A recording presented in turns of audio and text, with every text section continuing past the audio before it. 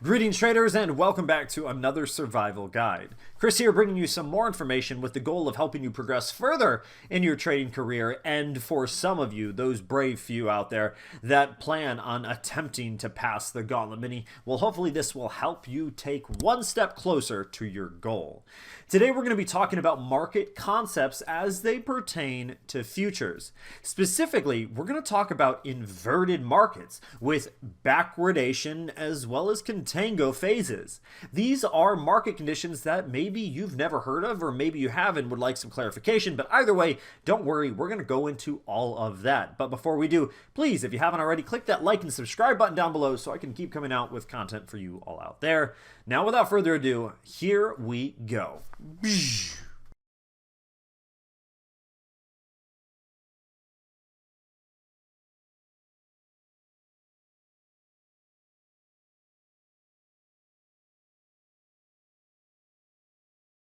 Because the futures markets are among the most complex by design, this is something that causes new traders to switch paths before fully understanding why something is the way it is.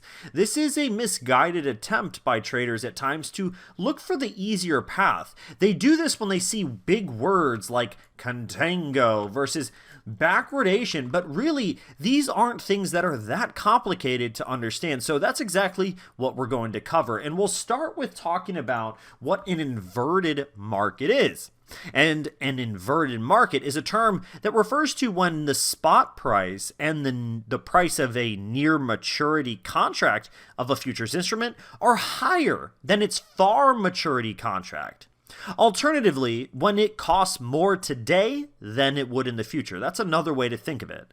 Inverted markets can be a result of various reasons, and one of those reasons can be a short-term decrease in the supply of a commodity. If we were to illustrate this with an example, we could consider a situation where there's a political embargo over the Middle East markets, or a black swan event like the Suez Canal blockage like we just have, or an OPEC policy that is restricting exports, or even a hurricane that is affecting an oil port. Such unfortunate events like this do have the potential to disrupt the short-term supply of oil or various other commodities. Under such circumstances, today's deliveries are now much more valuable than those in the future. Naturally, the price of the near maturity contract will reflect this. The principle is going to work both ways here. So situations that trigger high short-term demand will lead to higher prices for the futures contracts with near-term maturity. If the market expects to ease in the future, the price of far maturity contracts will remain lower. The market is called inverted as it's atypical for the spot price of near maturity contracts to be higher than the one of far maturity futures. In normal market conditions, the prices react the opposite way, and near maturity contracts usually have a lower price. Now we kind of understand why markets invert. Let's dive a little deeper. So usually in calm markets, the longer the maturity, the higher the contract's price is.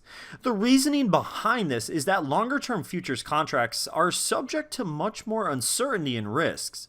Markets ensure adequate protection by accommodating this uncertainty under the form of a risk premium in the price. Also, the increasing price over time usually reflects the expected spot price with added costs for the interest, storage, and insurance for holding the asset until maturity. Inverted markets aren't the dominant market condition as we've already mentioned. They are still relatively common and can be seen in pretty much all futures markets. An inverted market might be triggered by a change in interest rates or a trade policy for financial futures. The list goes on and on. Within agricultural commodities, they might be caused by a supply shortage like we were mentioning, or even due to something that has to pertain to the weather.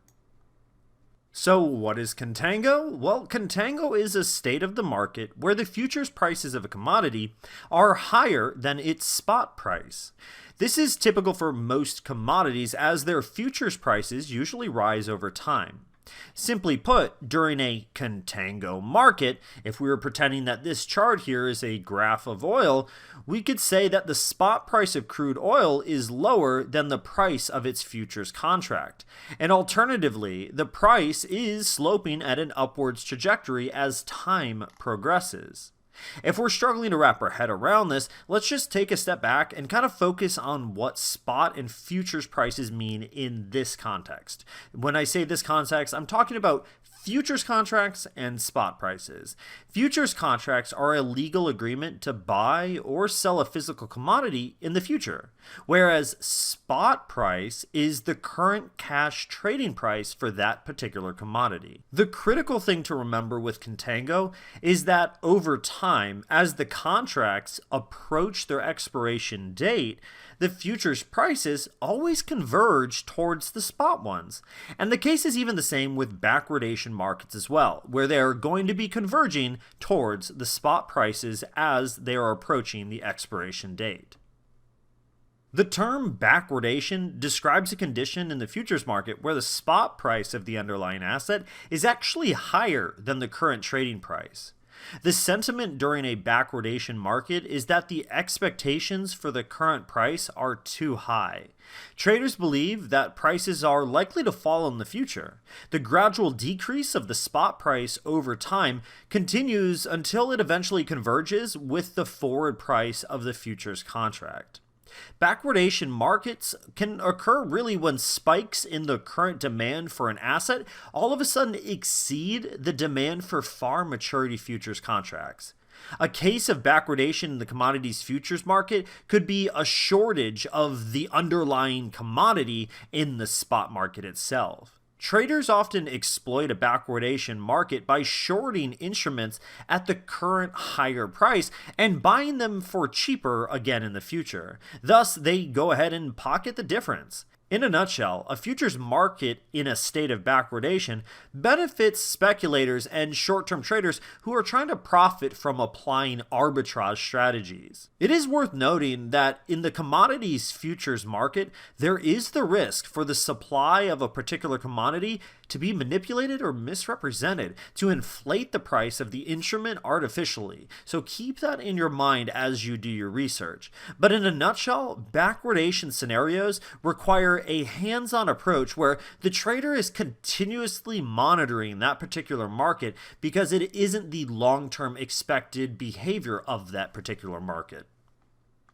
Understanding backwardation and contango can lead to some pretty powerful benefits as a futures trader.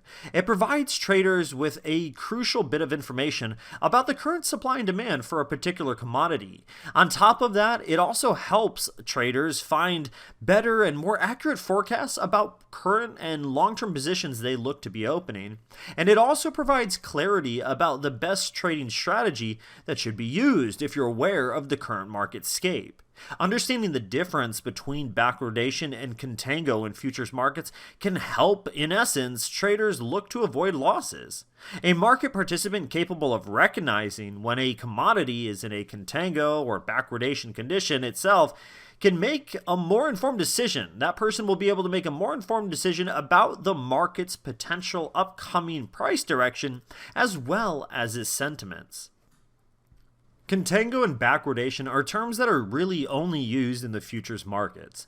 They define the structure of the forward curve that's expected in the development in terms of the future price compared to spot price. Another way to look at the backwardation and contango is through how the futures contracts moves parallel to the spot price as it nears expiration. If it drops to meet the spot price, the market is contango. On the other hand, if it goes up towards the spot price, then the market is backwardation.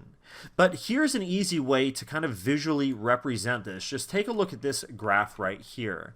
We have ourselves a graph where if we are currently dropping down to meet the expected spot future price, if that's our blue line here in the middle, then we've got ourselves a contango stage.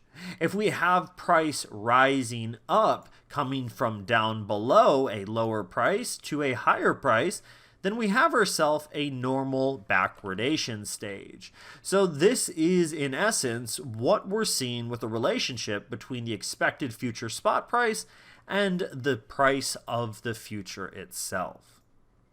Let's talk about when these markets happen. A contango market can exist for a variety of reasons. Some of these reasons include things like carrying costs or inflation, interest rate changes, bullish forecasts, and just so much more. Among those things that we just mentioned, the most common triggers for a contango market are the cost of carrying as well as the rate of interest. So those are the two things to really pay attention to. Cost of carrying is also referred to as the cost of holding. This is a term that describes the expenses that we'll have to have or incur for storing a particular commodity if we decided to buy it. So for example, let's say we buy a couple barrels of oil or a truck of corn. We will have to store them somewhere, which, like a warehouse or something along those lines, which will incur additional costs.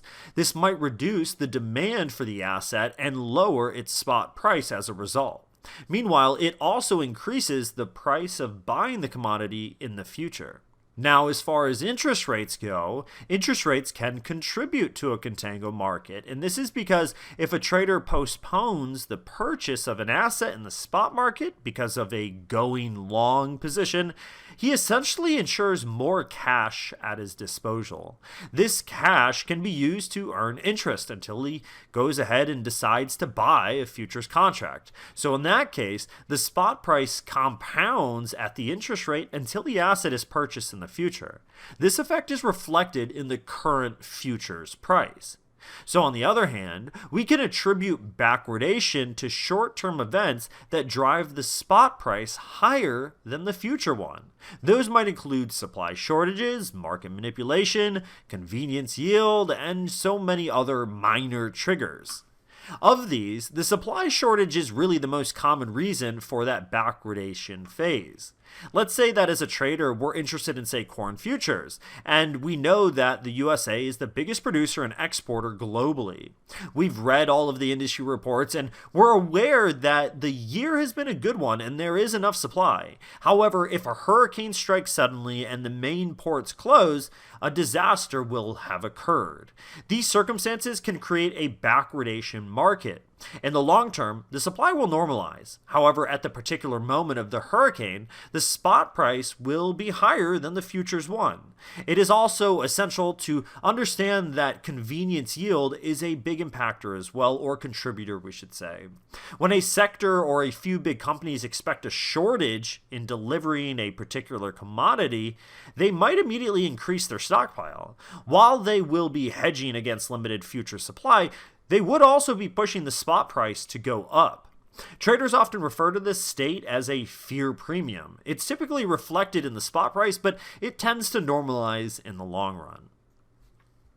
Here we can really visualize the differences between the contango markets and the backwardation markets. The left side's contango, the right side's backwardation, and as we go down, the main things to understand really are the fact that the spot price in the contango markets are higher and the future prices are lower, whereas in the backwardation markets, the spot prices are lower and the future prices are higher. These are both types of scenario where the closer we get to maturation, we're going to look to meet the spot price, but the direction of how we're meeting it is going to be opposite. The reasons that these markets occur are not exactly the same either, so we have another difference there. Remember, with the contango market, we have things like carry costs, interest rate changes, or just bullish forecasts that can lead to contango markets. The backwardation markets are going to occur with supply shortages, market manipulation, and convenience yield. These are things that are basically considered as negative outcomes. They are the bearish events, whereas on the left side here with the contango, we have more bullish outcomes. The curve with contango as a result is upward sloping, where backwardation is downward sloping.